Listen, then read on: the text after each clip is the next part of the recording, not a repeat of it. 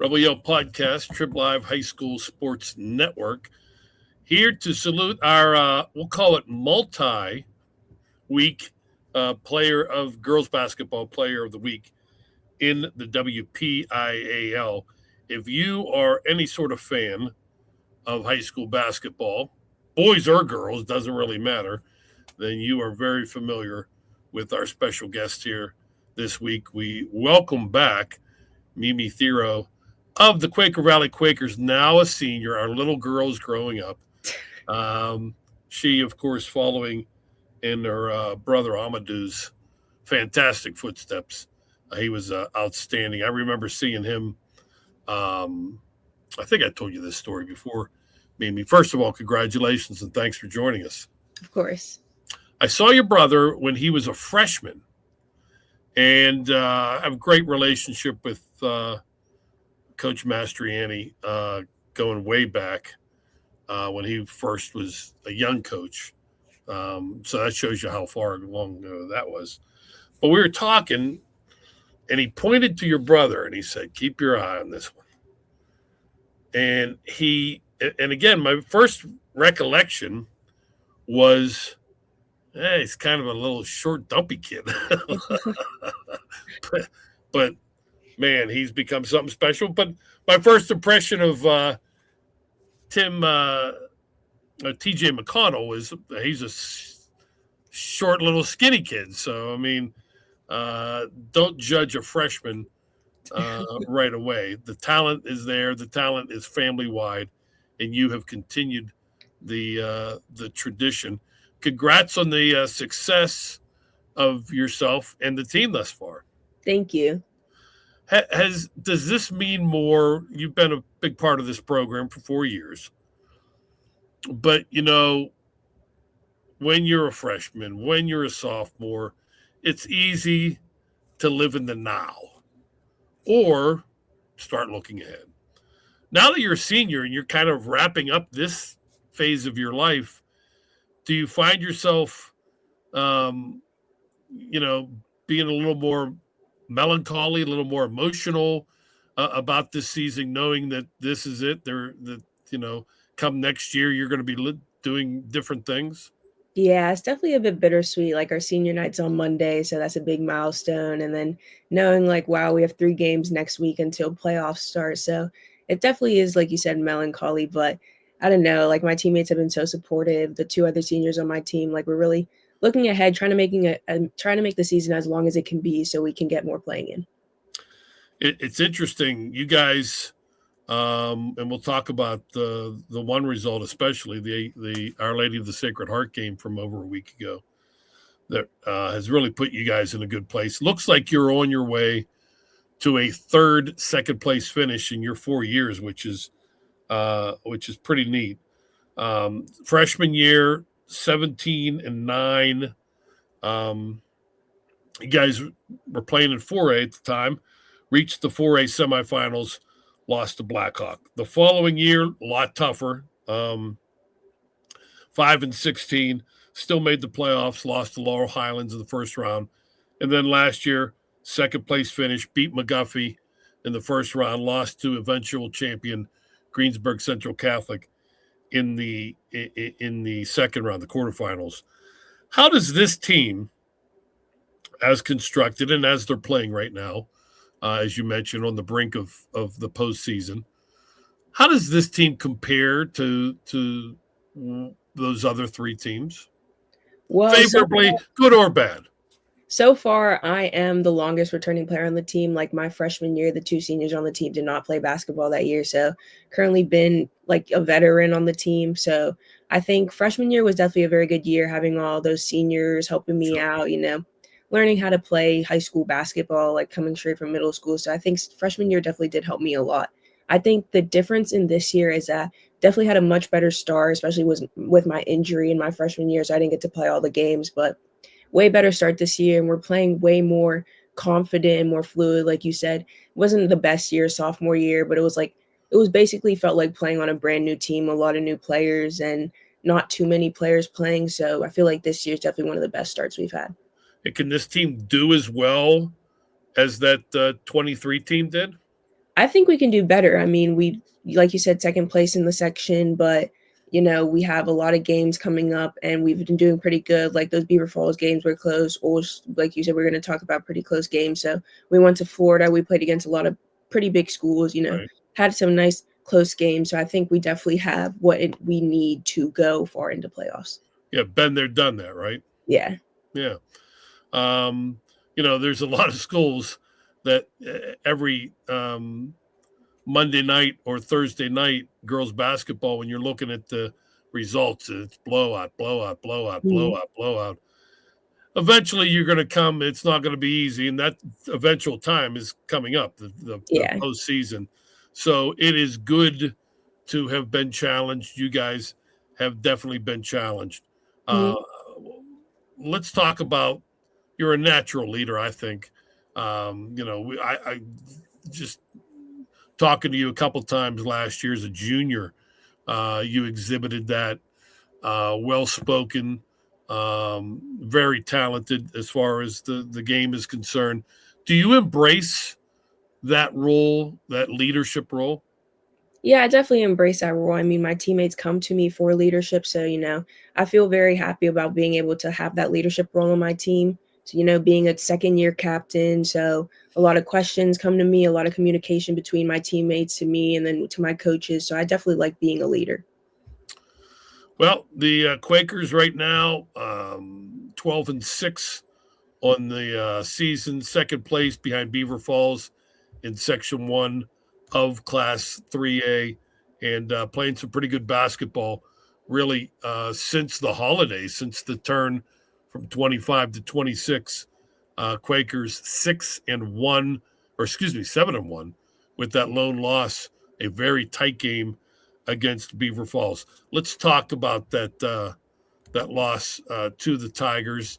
Um, right as early days of 2026. They're having themselves a fantastic season. They were our team of the week a couple weeks ago. You guys have played them tough. Yeah. Couple of losses at their place back in December. You lose by 4. They come to your place tight late. They come away with the victory 51-48. While I'm sure a tad frustrating, especially knowing, hey, that nobody has beat them yet, and you guys would have loved to have been the first. It's got to be encouraging as well to know, hey, they're one of the elites, so we are also one of the elites, right? Mhm. Yeah, it's definitely fun playing against them. Like their fans bring a very loud atmosphere. They have two really good players, Taylor Poland, Draven. They're both very good athletes. So it's definitely fun playing against them. Like every game is a dogfight. I really enjoy playing against them. They bring a lot of energy. Like I come out into this game like gotta play my best, like you can't really sit out of play. Like you gotta Right. play hard every possession. So I really do like playing against Beaver Falls. Yeah. And I'm sure right now you guys are sitting there thinking, boy, we'd love to play them a third time this year, right? Yeah, that's what I'm hoping we see them again in playoffs. All right. Well, we'll see. We'll see how the brackets play out Yeah. when the 3A playoffs are announced a little over a week from now. Um, you mentioned their fans, the atmosphere. Are the fans in Quaker Nation starting to feel that too? Are you with the basketball that you guys are playing now really solid, winning basketball? Are the fans starting to come out and starting to believe a little bit? Yeah, the fans are definitely starting to come out. Like every game, we definitely have a lot of the younger teams. Like my sister's in fifth grade, so some of her teammates come to our games. So we get a lot of the younger girls who come want to watch some good basketball, and they come and support us, bring signs and everything. See, now when your sister brings friends over, like play dates or whatever they call them, I don't know. You've got to be like a rock star. Like you walk in the room and these, girls know who you are. They got to just like, oh, like it just draws. I mean, do you get that at all? Do you get a little bit of, even if they're not your sister's friends, but young girls in the community who want to aspire to the heights that you have reached? Maybe not physically, but at least your game. Do you like working with the little ones or answering questions from the little ones? Yeah, I love hanging out with the little ones, Sure. answering questions. Like it'll be home games. I come out the locker room. I have a few younger girls waiting outside of the stairwell to come take pictures with me, just talk with me. That's definitely happened a lot more recently. So I enjoy talking to them, and just it feels good knowing like some people idolize you. Yeah. Well, young ladies in the community, this is one to idolize. Sometimes that, we put sports athletes on pedestals when maybe we shouldn't. Mimi's one that you definitely can, and reach for the stars. Then after that, Mhm. all right. So let's talk about some recent games.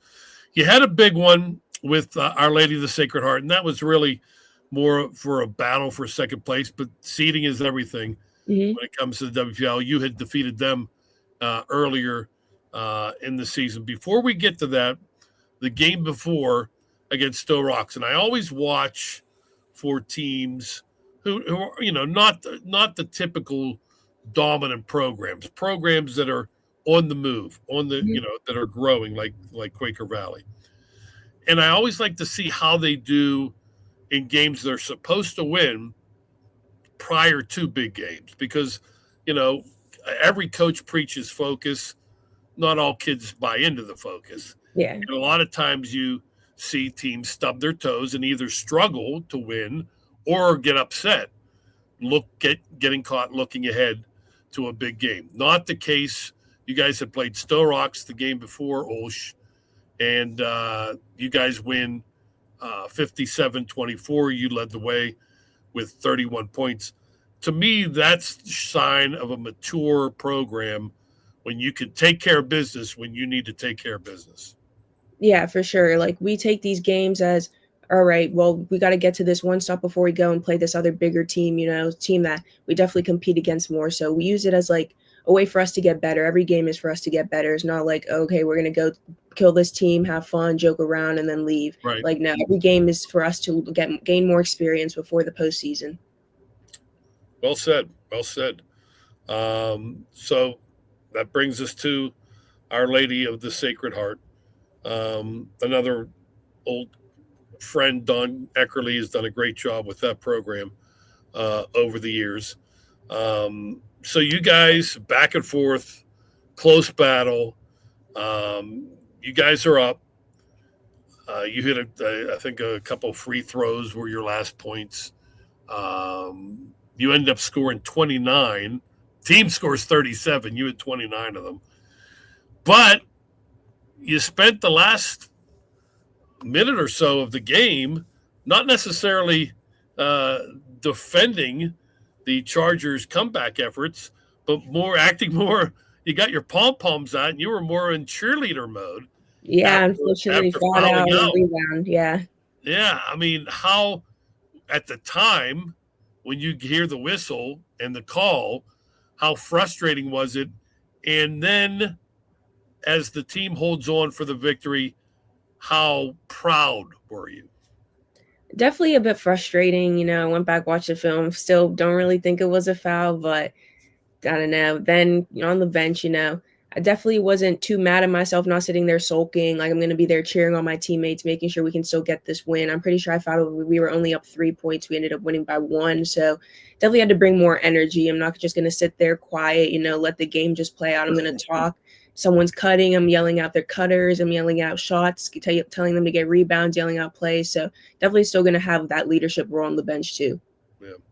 One of our, I think it was Chris Horner, one of our great photographers at Tribune Review, had got a shot of you doing just that. You were very emotional on the bench, very, um, you know, rooting your teammates to finish the deal, and they did. Mm-hmm. You guys pull out the big victory, sweeping the Chargers in the regular season, and then this past week with all the weather, you guys only had one game. It was a rout of New Brighton, 64-8, 26 points. So once again, just every game out, big performance by you, despite the fact that I'm sure you're facing junk after junk after junk after junk every time out. Does that ever get frustrating? It doesn't really get frustrating. I really take it as like a compliment. Like they need to put two people on me to stop me, so I usually just go with the flow of the game. Like I'm not going to try to force stuff. If I see two people on me, I'm yelling at my open teammate to cut to the hoop or giving them the ball to take a shot. So really just going with the flow of the game. You have a lot of basketball still to play in your career, knock on wood. But do you see yourself someday when the playing days are over getting into to coaching? I don't know because both of my parents coach, and I see it stresses them out a lot. So I haven't really haven't really thought about that too much. Yeah, as a player, you can control certain things. Yeah, As a coach, not so much. So it yeah, can be frustrating. It's funny how some folks know while they're still playing that they want to be a coach, and then there are others who are like, no, I don't. I'll be, if I have kids someday, I'll be a happy parent in the stand. I'm not going to drive myself crazy by coaching, that's for sure. So how you feeling physically? I'm feeling pretty good. Doing recovery. We had a nice recovery, stretching and exercise after practice today, so I'm feeling pretty good. So again, the light week that we talked about, and you were telling us even before the podcast more about what kind of week it was, thanks to Mother Nature, but only the one game. But now that sort of books things for the final week of the regular season coming up. You got Mohawk, you have Riverside, you have Elwood City to close out the regular season. Obviously, you guys want to finish strong. Obviously, if you could put 3 more victories in the win column, it's going to help you guys once the whole seeding and bracket process begins. But like you mentioned earlier, it's just showing up and improving each one's game, and then improving collectively, right? Mhm. Yeah, definitely. I mean, do you at this time of year are you rather hitting the floor to play games, or do you still are practices a grind, or are they still something different, something new every day?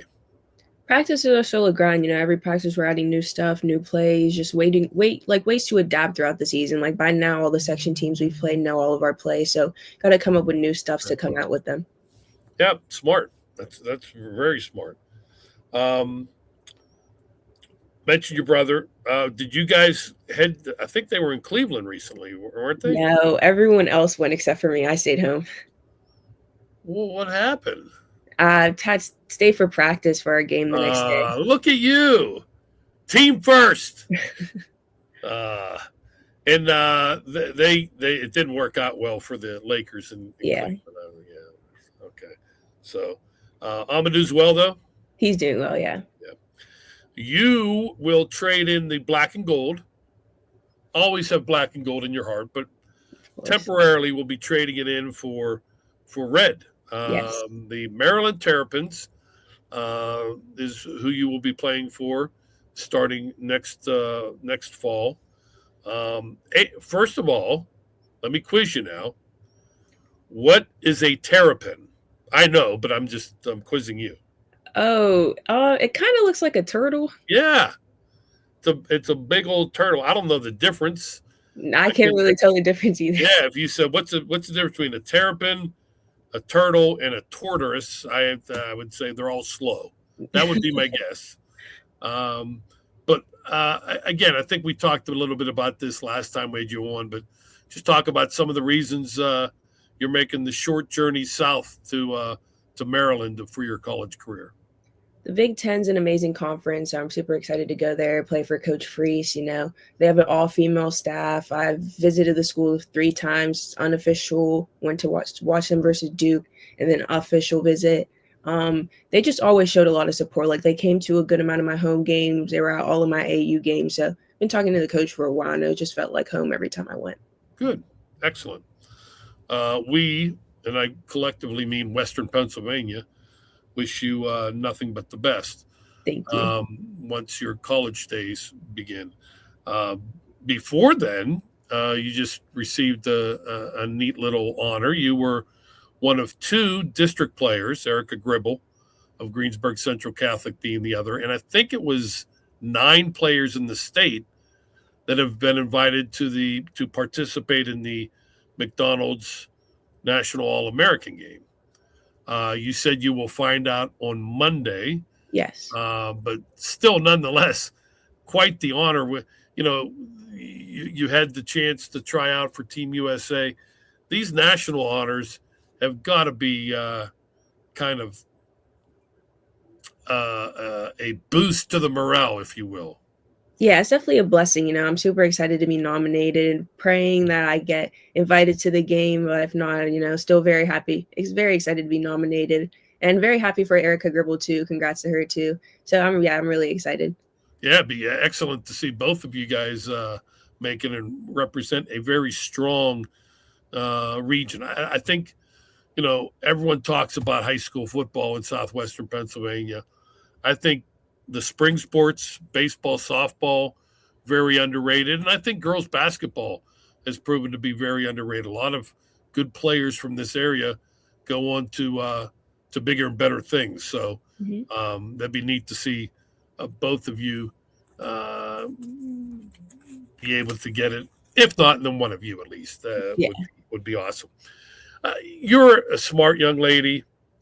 One of the things that has been talked about recently is the amount of blowouts in WPIAL girls basketball this season. That seems to be a large divide between the haves and the have-nots. What's best for business, as the National Football League learned decades ago, was parity. That's something that they shoot for, something they try to have. Is that something that district girls basketball needs to continue to grow? Because if it stagnates to, okay, here's a great group of teams, but then it really falls off a cliff, that's not good for the brand overall. And what can be done? I mean, that's the big thing. Everyone can say, yes, this is a problem, but what is the answer? That's the big question. Do you have any insight or any thoughts on that at all? I don't know if I have too much insight, but I feel like even in our section, you can see like there's very dominant teams and then there's not so dominant teams. And you see some of those games, very close games, some of them not so close. So I feel like it's just, I don't know. I think it's just this year, like the seniors of our class are just very good athletes, a lot of them going to play college, seniors, juniors of our class. So I just think that came from all of just like people need to play more basketball outside of school basketball too. So that'll definitely help the teams. Like I feel like some of those schools, not a lot of the girls play AAU, none of the girls are touching a basketball outside of the season. So I think if things like that change, then more teams will be much better to have more competitive games. I think you hit on something there. Very well said. I think that's the key, no matter what sport you're talking about. The more reps you get, the better off you're going to be. And we're not talking you need to be an elite ball player. Just being a good high school basketball player can make a world of difference for various programs. Mimi, we appreciate the time again. My apologies for going back and forth, but we'll just say that you're our first 2 straight week girls basketball player of the week winner. So just another feather in your cap. Last year, for those who don't remember, Mimi was our WPIAL basketball player of the year. Umu Thiero is her proper name, but we all know her as Mimi. Stay healthy. Best of luck into the postseason. Maybe we'll chat again. Thank you. Mimi Thiero, senior from Quaker Valley, our WPIAL girls basketball player of the week. We thank her for joining us. We thank our producer, Chris Lackner. I'm Don Rebel. Thank you for joining us. Rebel Yell Podcast, Trib Live High School Sports Network.